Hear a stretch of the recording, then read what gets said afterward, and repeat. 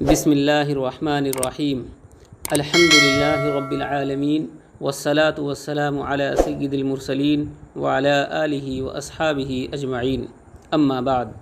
اعوذ باللہ من الشیطان الرجیم بسم اللہ الرحمن الرحیم وَإِذَا قِيلَ لَهُمْ لَا تُفْسِدُوا فِي الْأَرْضِ قَالُوا إِنَّمَا نَحْنُ مُصْلِحُونَ أَلَا إِنَّهُمْ هُمُ الْمُفْسِدُونَ وَلَكِنْ لَا يَشْعُرُونَ صدق اللہ العظیم۔ اس سے پہلے بیان ہو چکا ہے کہ سورہ بقرہ کے شروع میں قرآن کریم کا شک و شبہ سے بالاتر ہونا بیان ہوا ہے، پھر 20 آیتوں میں اس کے ماننے والوں اور نہ ماننے والوں کے حالات کا ذکر ہے۔ چنانچہ پہلی 5 آیتوں میں ماننے والوں کا تذکرہ متقین کے نام سے ہوا ہے، پھر 2 آیتوں میں ایسے منکرین کا ذکر ہے جو کھلم کھلا قرآن کریم کا انکار کرتے تھے، پھر اگلی 13 آیتوں میں ایسے منکروں اور کافروں کا ذکر ہے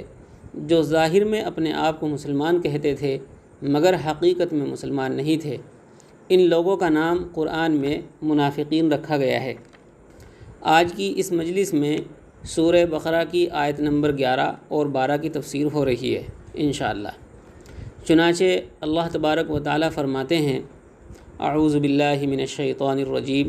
وَإِذَا قِيلَ لَهُمْ لَا تُفْسِدُوا فِي الْأَرْضِ قَالُوا إِنَّمَا نَحْنُ مُصْلِحُونَ أَلَا إِنَّهُمْ هُمُ الْمُفْسِدُونَ وَلَكِنْ لَا يَشْعُرُونَ صدق اللہ العظیم۔ اور جب ان سے کہا جاتا ہے کہ فساد مت کرو زمین میں تو کہتے ہیں کہ ہم تو اصلاحی کرنے والے ہیں۔ یاد رکھو بے شک یہی لوگ فساد پھیلانے والے ہیں لیکن وہ اس کا شعور و ادراک نہیں رکھتے ہیں۔ مطلب یہ ہے کہ جب کوئی ان منافقین سے یہ کہتا ہے کہ اپنے نفاق کے ذریعے زمین میں فساد نہ پھیلاؤ تو وہ بڑے زور اور تاکید سے کہتے ہیں انما نحن مصلحون۔ اس میں لفظ انما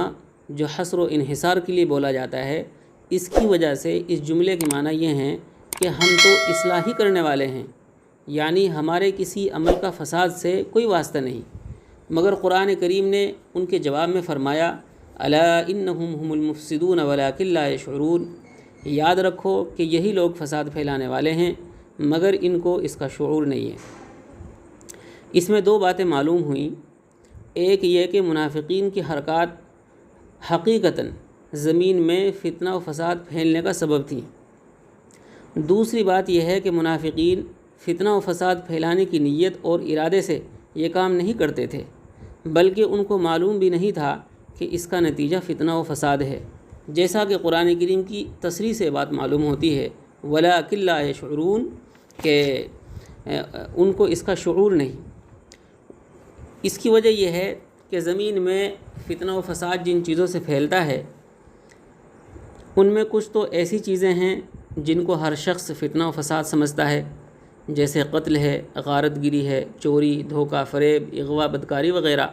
ہر سمجھدار آدمی ان کو شر و فساد سمجھتا ہے اور ہر شریف آدمی ان سے بچتا ہے،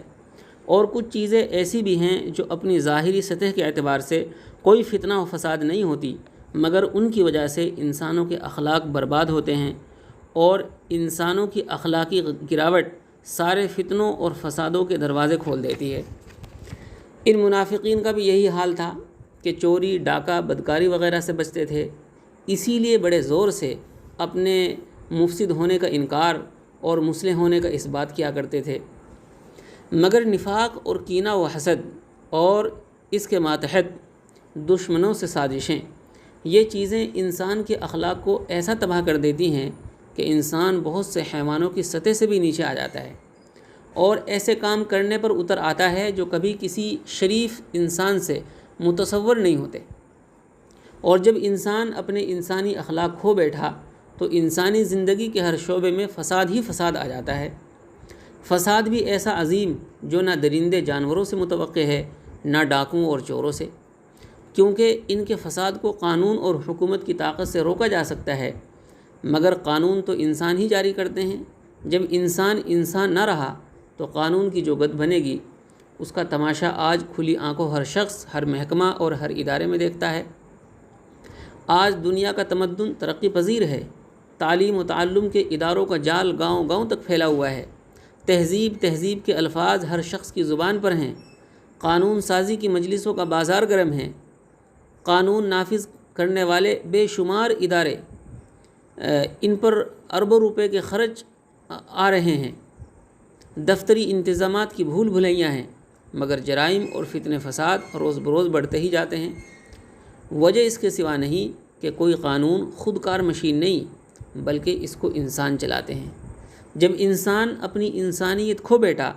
تو پھر اس فساد کا علاج نہ قانون سے ہو سکتا ہے، نہ حکومت سے ہو سکتا ہے، اور نہ ہی محکموں کے چکر لگانے سے۔ اسی لیے انسانیت کے عظیم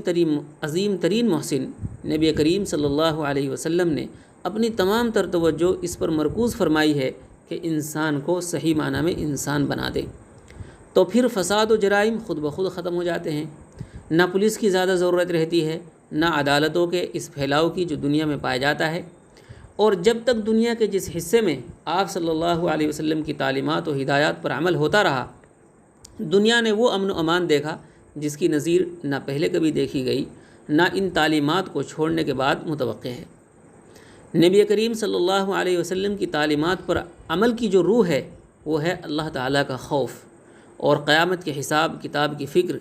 اس کے بغیر کوئی قانون و دستور اور کوئی محکمہ اور کوئی مدرسہ اور کوئی یونیورسٹی انسان کو جرائم سے باز رکھنے پر مجبور نہیں کر سکتی ہے۔ آج کی دنیا میں جن لوگوں کے ہاتھ میں اختیار کی باغ ہے، وہ جرائم کے انسداد کے لیے نئے سے نئے انتظامات کو تو سوچتے ہیں،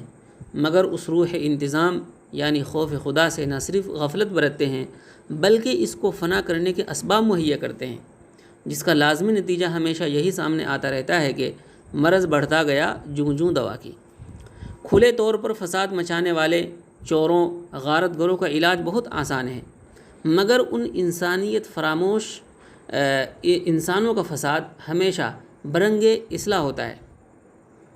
وہ کوئی دلچسپ دل فریب اصلاحی اسکیم بھی سامنے رکھ لیتے ہیں اور خالص ذاتی اغراض فاسدہ کو اصلاح کا رنگ دے کر انما نحن مصلحون کے نعرے لگاتے رہتے ہیں۔ اسی لیے حق تعالیٰ نے جہاں فساد سے روکا ہے اس کے ساتھ ساتھ یہ بھی فرما دیا ہے واللہ یعلم المفسد من المصلح،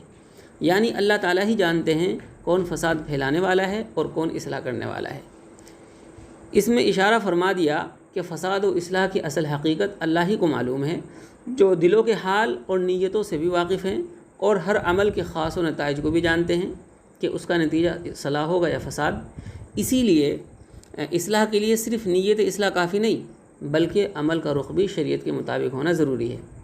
بعض اوقات کوئی عمل پوری نیک نیتی اور اصلاح کے ارادے سے کیا جاتا ہے، مگر اس کا اثر فتنہ اور فساد کی صورت میں سامنے آتا ہے۔ اللہ تبارک و تعالی ہم سب کی حفاظت فرمائے اور ہم سب کو پکا سچا مومن اور مسلمان بنائے۔ وآخر دعوانا ان الحمد للہ رب العالمین۔